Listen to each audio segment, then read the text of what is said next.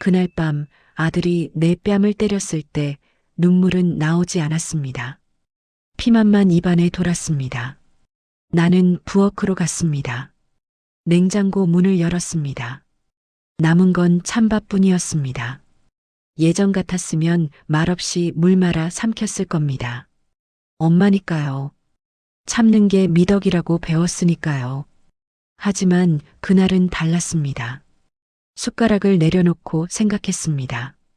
정수가 너 이러다 죽는다. 그 순간 나는 엄마 이전에 사람이 되고 싶어졌습니다. 창신동 골목은 늘 어둡습니다. 재개발 바람이 휩쓸고 간 자리에서 홀로 남은 우리 집은 낡은 2층 집이었습니다. 슬레이트 지붕은 비만 오면 새고 계단은 삐걱거렸습니다. 하지만 이 집이 내가 가진 전부였습니다. 26에 과부가 됐습니다. 남편은 공사장에서 사고로 갔습니다. 2살배기 아들을 업고 봉제 공장 문을 두드렸던 날이 기억납니다. 손톱에 바늘 자국이 베이도록 미싱을 밟았습니다. 새벽 5시에 일어나 밤 10시까지 일했습니다. 40년이 그렇게 흘렀습니다. 엄마, 나 대학 가고 싶어? 아들은 그렇게 말했습니다. 나는 고개를 끄덕였습니다. 학원비를 위해 야간 청소까지 했습니다.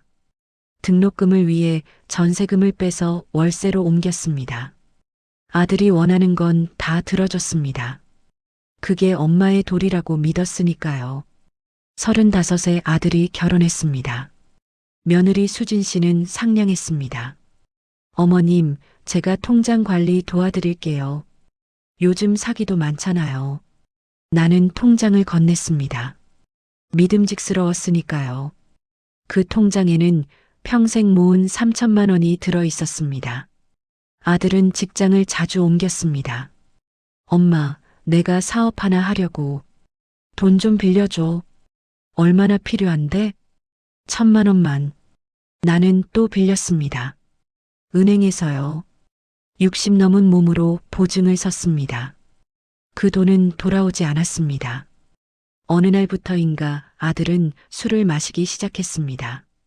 처음엔 가끔이었습니다. 그러다 매일이 됐습니다. 취한 얼굴로 집에 들어와 소리를 질렀습니다. 엄마는 뭐 했어? 집안이 왜 이 모양이야? 수진 씨는 옆에서 말했습니다. 어머님, 오빠가 스트레스가 많아서 그래요. 이해해 주세요. 나는 고개를 숙였습니다. 이해하는 게 엄마의 역할이라고 생각했으니까요. 그날도 아들은 취해서 돌아왔습니다. 문을 발로 찼습니다. 엄마, 밥. 나는 상을 차렸습니다. 국에 밥, 김치 3가지 뿐이었지만요. 이게 뭐야? 반찬이 이게 다야? 접시가 벽에 부딪혔습니다. 국물이 벽을 타고 흘렀습니다. 엄마, 당신은 평생 나한테 뭐 해준 게 있어? 그 순간 뺨이 따끔했습니다. 아들의 손이 내 얼굴을 스쳤습니다. 나는 비틀거렸습니다. 방바닥에 주저앉았습니다. 아들은 방으로 들어갔습니다. 문이 쾅 닫혔습니다. 수진 씨는 나를 보지 않고 고개를 돌렸습니다. 나는 혼자 부엌으로 갔습니다. 냉장고 문을 열었습니다. 찬밥이 랩에 쌓여 있었습니다. 숟가락을 들었습니다. 떠먹으려다 멈췄습니다. 거울에 비친 내 얼굴이 보였습니다. 뺨이 붉게 부어 있었습니다. 눈가에 주름이 깊었습니다. 65년을 산 얼굴이었습니다. 그런데 그 얼굴이 낯설었습니다. 나는 왜 이렇게 살았지? 목소리가 나왔습니다. 작고 떨렸습니다. 정수가 너 이러다 죽는다. 숟가락을 내려놓았습니다. 찬밥을 다시 냉장고에 넣었습니다. 그리고 결심했습니다. 이제는 달라져야 한다고요. 엄마이기 전에 김정숙으로 살아야 한다고요. 창밖으로 창신동 골목이 보였습니다. 가로등 불빛이 희미했습니다. 어디선가 고양이 울음소리가 들렸습니다. 나는 손바닥을 펼쳤습니다.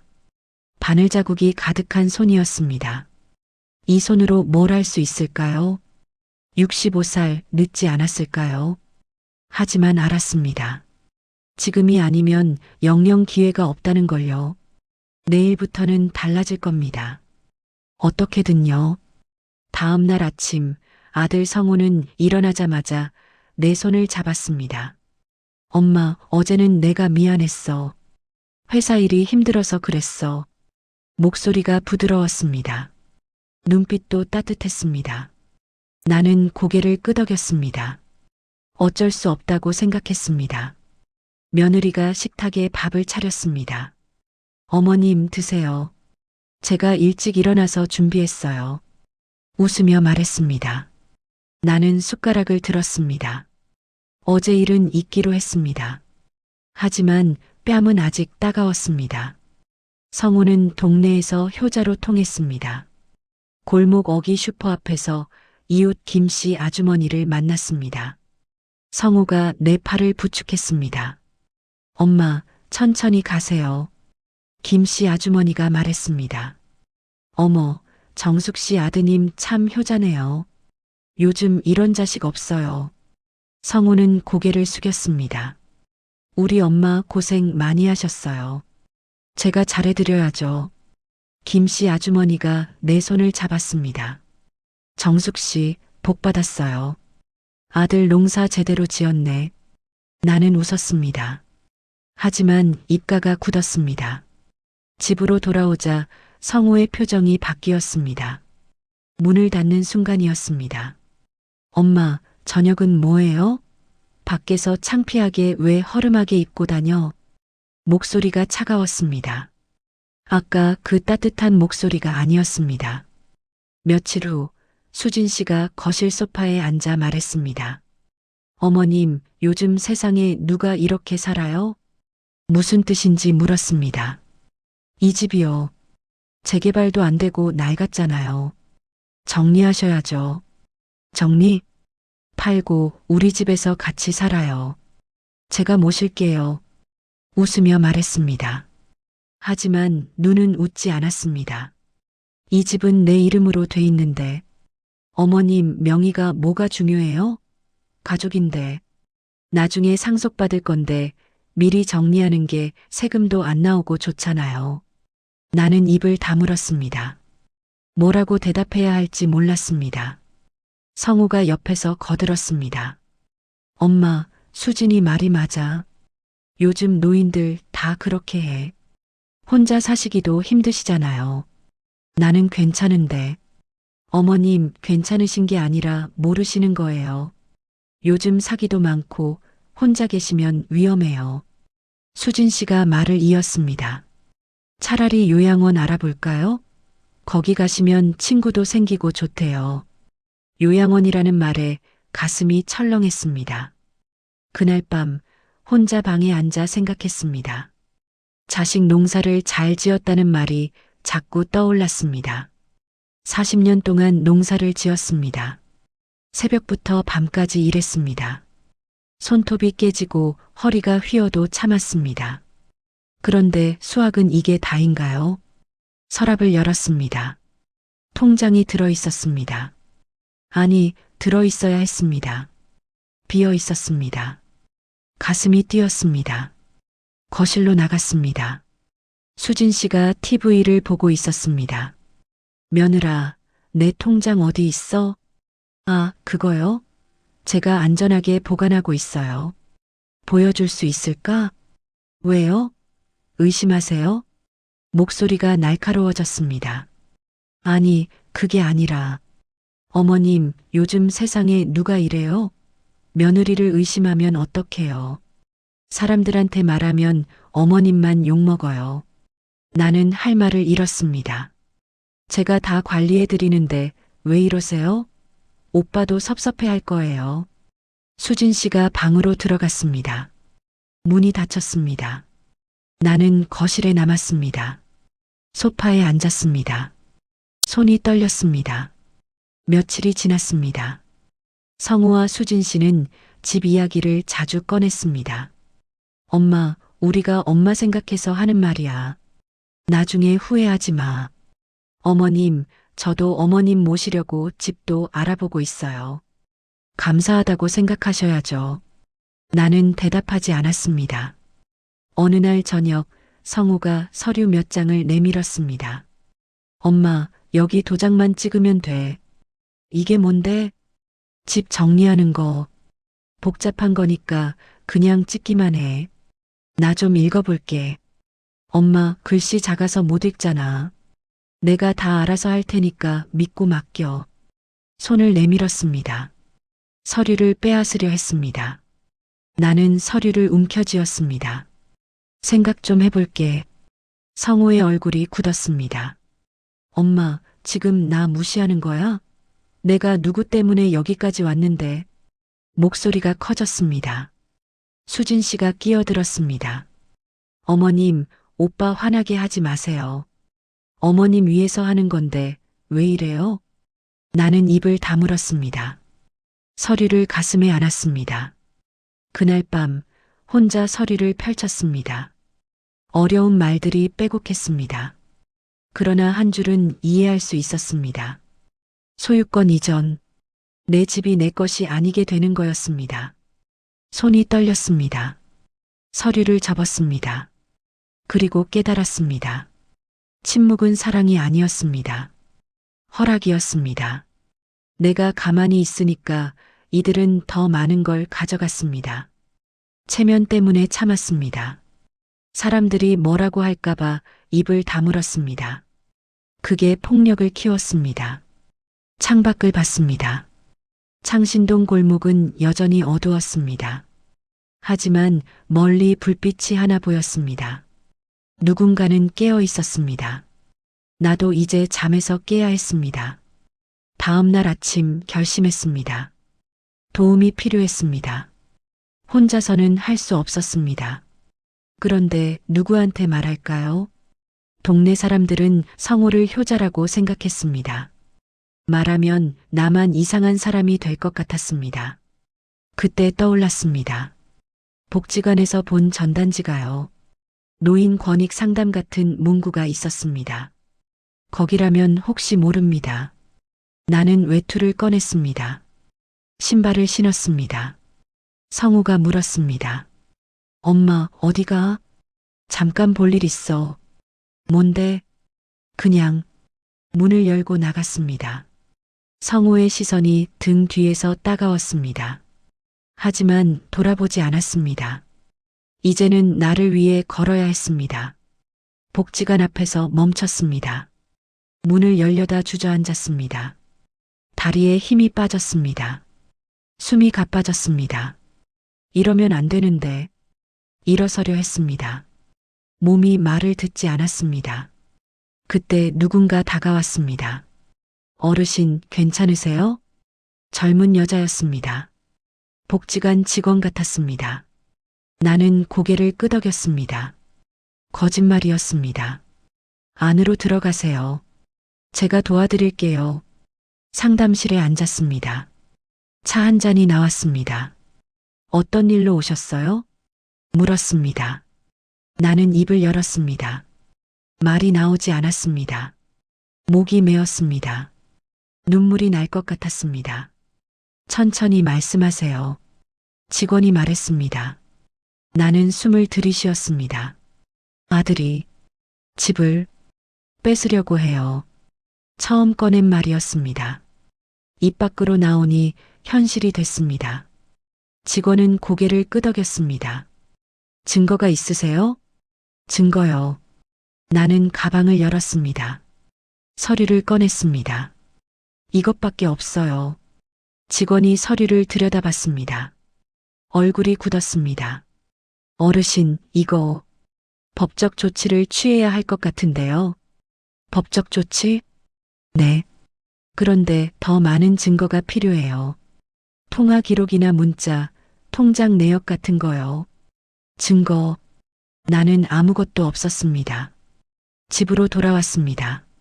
성우와 수진 씨는 없었습니다. 다행이었습니다. 방에 들어가 앉았습니다.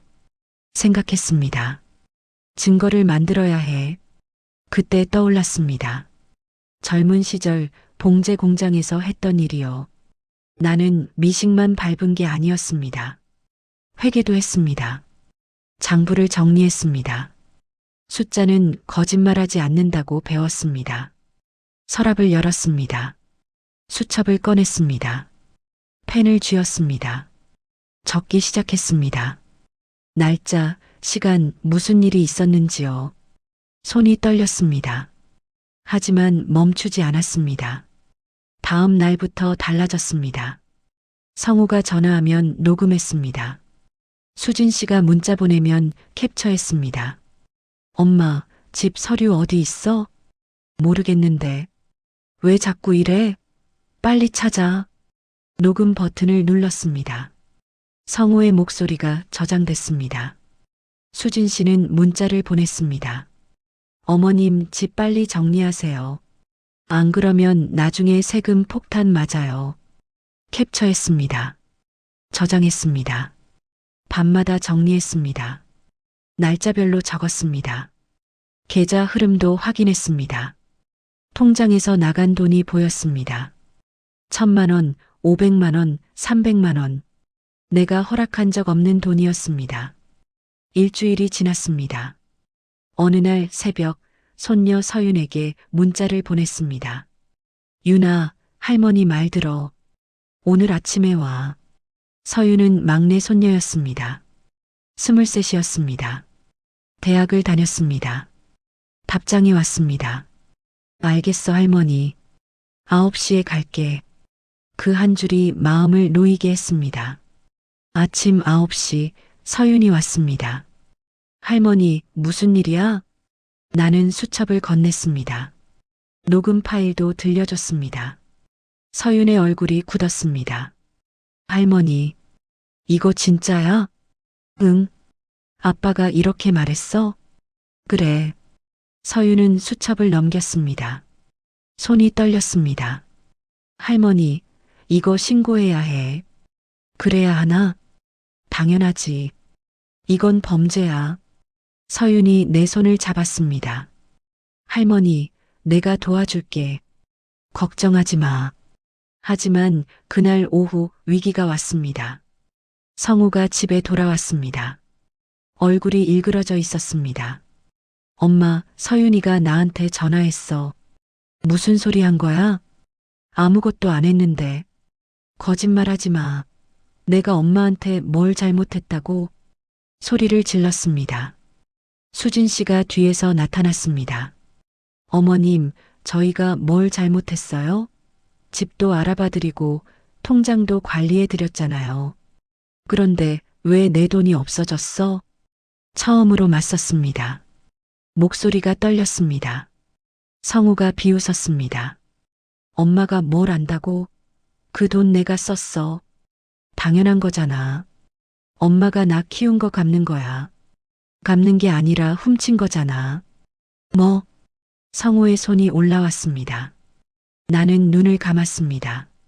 하지만 손은 내려오지 않았습니다. 형? 현관문이 열렸습니다. 서윤이었습니다. 옆에 누군가 있었습니다. 경찰이었습니다. 여기 신고 들어왔는데요. 경찰이 말했습니다. 나는 그 얼굴을 알았습니다. 박민수 경사였습니다. 예전에 이 동네에 살았습니다. 가난한 집 아이였습니다. 내가 가끔 김치를 나눠줬습니다.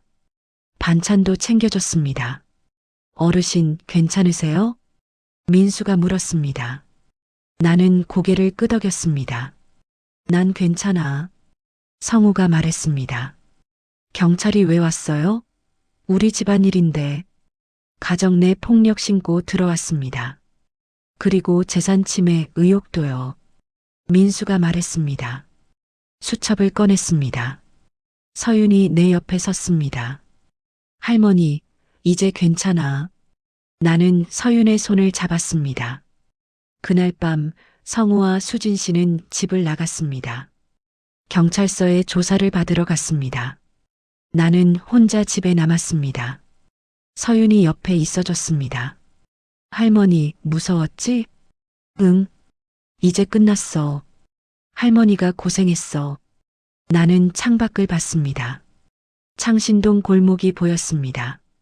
어두웠지만 가로등이 있었습니다. 그 불빛 아래 누군가 걷고 있었습니다. 나도 이제 걸을 수 있을 것 같았습니다. 책상 위에 수첩이 놓여 있었습니다. 증거들이 빼곡했습니다.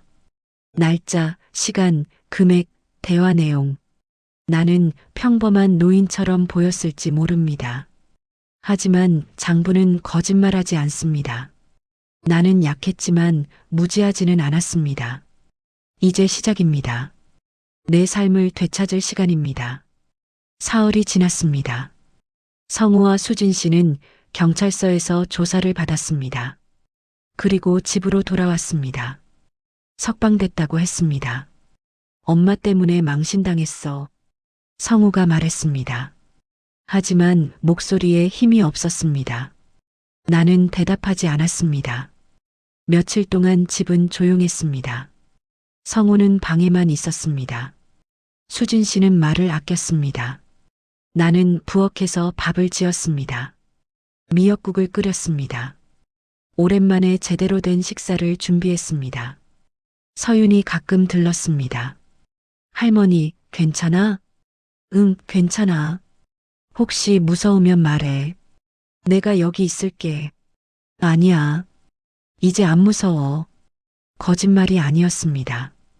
그날 아침이 왔습니다. 미역국 냄새가 집안에 퍼졌습니다. 밥을 푸고 반찬을 냈습니다. 성우가 거실로 나왔습니다. 식탁에 앉았습니다. 봐라, 엄마도 이제 정신 차렸네. 웃으며 말했습니다. 수진 씨도 옆에 앉았습니다. 어머님 역시 집에서는 이렇게 지내야죠. 둘은 여유로웠습니다. 나는 그들을 봤습니다. 숟가락을 들지 않았습니다. 밥 먹어, 엄마. 성우가 말했습니다. 그때였습니다. 초인종이 울렸습니다. 문을 열었습니다. 경찰 2명이 서 있었습니다. 민수 경사였습니다. 옆에 다른 경찰도 있었습니다. 그리고 서윤이 있었습니다. 손에 서류 봉투를 들고 있었습니다. 어르신, 안녕하세요. 민수가 말했습니다. 성우가 일어났습니다. 왜 또 왔어요? 박성호 씨, 재산 침해 및 노인학대 혐의로 체포영장이 발부됐습니다. 민수가 서류를 꺼냈습니다. 성우의 얼굴이 하얗게 변했습니다. 뭐? 영장? 네. 동행하셔야겠습니다. 수진 씨가 일어났습니다. 이건 오해예요. 어머님 말씀 좀 해주세요. 나를 봤습니다. 눈빛이 다급했습니다. 나는 식탁 앞에 앉아 있었습니다. 움직이지 않았습니다. 서윤이 봉투를 식탁 위에 올려놓았습니다. 할머니가 모은 증거예요. 녹음 파일, 문자 내역, 통장 거래 기록. 다 여기 있어요. 서류가 펼쳐졌습니다. 성우가 봤습니다. 손이 떨렸습니다. 엄마가 이걸? 응. 나는 대답했습니다. 왜? 내가 살고 싶어서. 민수가 수갑을 꺼냈습니다. 손 내밀어 주세요. 철컥. 수갑 소리가 울렸습니다. 성우의 손목에 차가운 쇠가 채워졌습니다. 엄마, 이럴 거야? 나 내 자식이야. 소리쳤습니다. 목소리가 떨렸습니다. 너는 내 자식이었어. 그런데 나는 내 엄마가 아니라 내 돈이었어. 나는 천천히 말했습니다. 성우가 입을 다물었습니다. 수진 씨가 울기 시작했습니다. 어머님, 제발이요. 오빠 좀 용서해 주세요. 용서는 해. 그런데 벌은 받아야지. 나는 일어났습니다. 성우를 똑바로 봤습니다. 나는 내 체면 지키느라 내 인생을 숨겼어. 이제 그만할래. 경찰이 성우를 데리고 나갔습니다. 수진 씨도 따라갔습니다. 현관문이 닫혔습니다. 집안이 조용해졌습니다. 서윤이 내 옆에 앉았습니다. 할머니, 힘들었지? 응. 이제 끝났어. 아니야. 이제 시작이야. 나는 창밖을 봤습니다. 그날 오후 복지관에 다시 갔습니다. 상담사가 반겼습니다. 어르신, 잘 오셨어요. 어떻게 되셨어요? 고소했어요. 잘하셨어요. 용기 내셔서. 용기가 아니라 선택이었어요. 살고 싶어서요.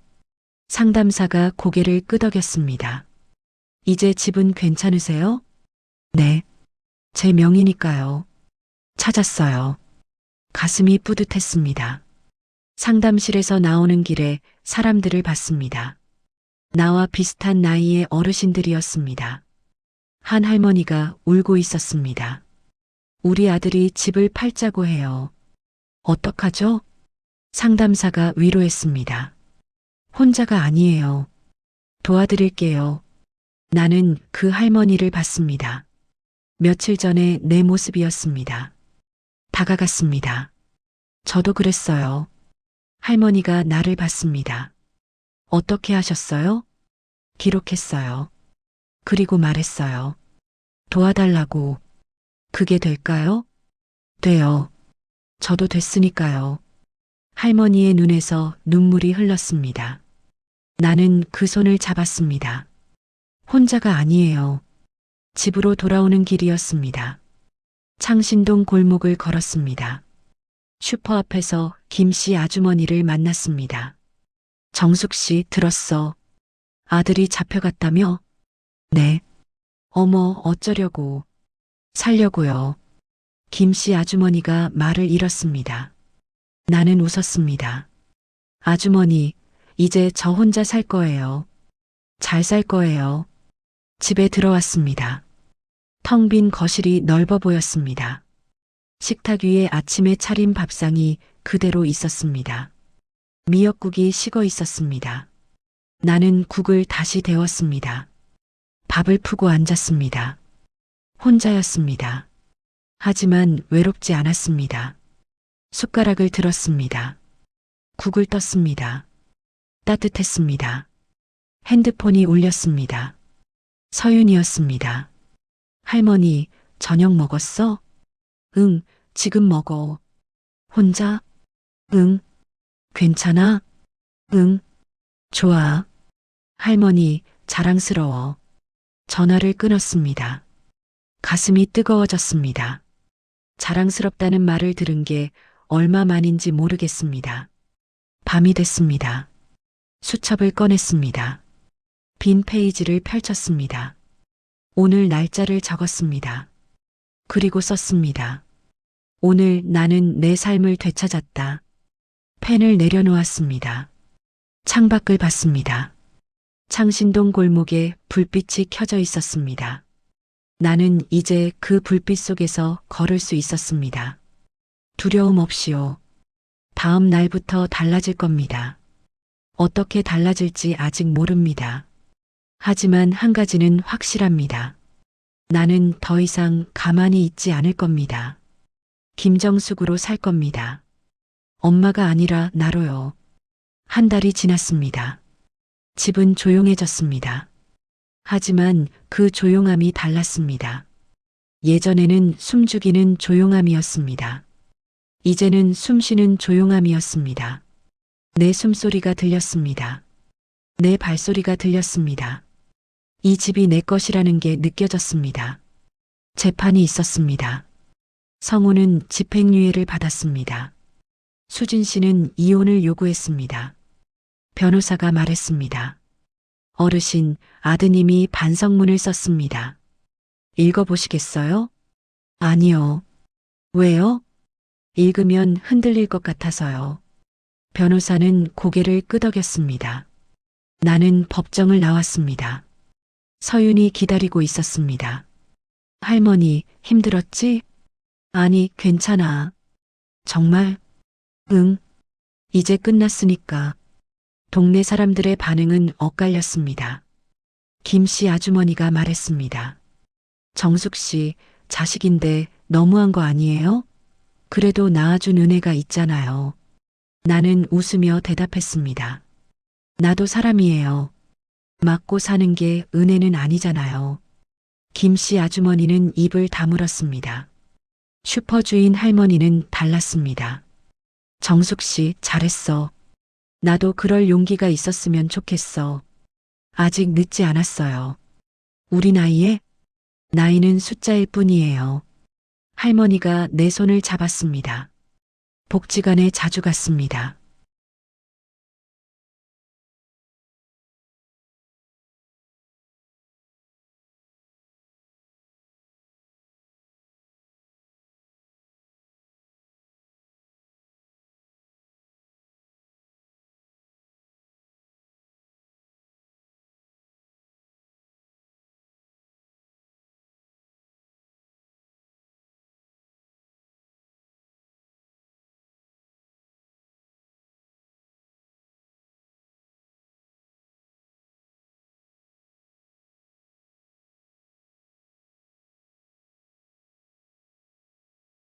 여기 복지관도 도와줬습니다. 사람들이 박수를 쳤습니다. 나이 들었다고 참는 게 미덕은 아닙니다. 참다가 사라지느니 늦게라도 나로 사는 게 낫습니다. 박수 소리가 커졌습니다. 여러분도 그렇습니다. 지금이라도 늦지 않았습니다. 강연이 끝나고 한 할머니가 다가왔습니다. 그리고 여기 상담 받으세요. 두려워요. 저도 두려웠어요. 그런데 더 두려운 건 이대로 죽는 거였어요. 할머니가 고개를 끄덕였습니다. 집으로 돌아오는 길이었습니다. 창신동 골목을 걸었습니다. 해가 지고 있었습니다. 가로등 불빛이 하나씩 켜졌습니다. 핸드폰이 울렸습니다. 모르는 번호였습니다. 받았습니다. 여보세요? 엄마. 성우였습니다. 침묵이 흘렀습니다. 엄마 나 미안해. 목소리가 떨렸습니다. 응. 용서해 줄 수 있어? 생각했습니다. 용서는 해. 그런데 다시 시작하지는 않을 거야. 알았어. 전화가 끊어졌습니다. 가슴이 아팠습니다. 하지만 후회는 없었습니다. 집에 들어왔습니다. 불을 켰습니다. 거실이 환해졌습니다. 부엌으로 갔습니다. 냉장고를 열었습니다. 김치, 계란, 두부가 있었습니다. 충분했습니다. 찌개를 끓였습니다. 밥을 지었습니다. 혼자 먹는 저녁이었습니다. 하지만 외롭지 않았습니다. 밤이 됐습니다. 수첩을 꺼냈습니다. 마지막 페이지를 펼쳤습니다. 펜을 들었습니다. 적었습니다. 오늘 나는 내 이야기를 했다. 누군가에게 힘이 됐다. 그게 좋았다. 그리고 한 줄 더 적었습니다. 이제 나는 내 인생을 산다. 펜을 내려놓았습니다. 창밖을 봤습니다. 창신동 골목이 보였습니다. 낡은 집들이 늘어서 있었습니다. 재개발에서 비켜난 집들이었습니다. 하지만 그 안에는 사람들이 살고 있었습니다. 나처럼 오래 살아온 사람들이요. 나는 이제 알았습니다. 낡았다고 버려질 것은 아니라는 걸요. 오래됐다는 건 견뎌냈다는 뜻이라는 걸요. 다음 날 아침이 왔습니다. 일찍 일어났습니다. 창문을 열었습니다. 차가운 공기가 들어왔습니다. 폐를 가득 채웠습니다. 살아 있었습니다. 거울을 봤습니다. 주름진 얼굴이 보였습니다. 하지만 눈빛이 달랐습니다. 예전처럼 무겁지 않았습니다. 웃었습니다. 거울 속 내가 웃었습니다. 현관문을 열고 나갔습니다. 골목을 걸었습니다. 복지관으로 향했습니다. 오늘도 누군가를 만날 것입니다. 누군가의 이야기를 들을 것입니다. 그리고 말할 것입니다. 혼자가 아니에요. 늦지 않았어요. 65에 시작한 독립입니다. 늦었을까요? 아니요. 지금이 딱 맞는 때였습니다. 왜냐하면 지금이 내가 깨어난 때니까요. 여러분에게 묻고 싶습니다. 여러분은 지금 누구로 살고 계신가요? 엄마로요? 아빠로요? 며느리로요? 사위로요? 그것도 좋습니다. 하지만 가끔은 물어보세요. 나는 누구인가요? 그 답을 찾는 것이 늦지 않았으면 좋겠습니다. 나는 김정숙입니다. 누군가의 엄마였지만 이제는 나입니다. 오늘도 나로 살아갑니다. 그게 참 좋습니다.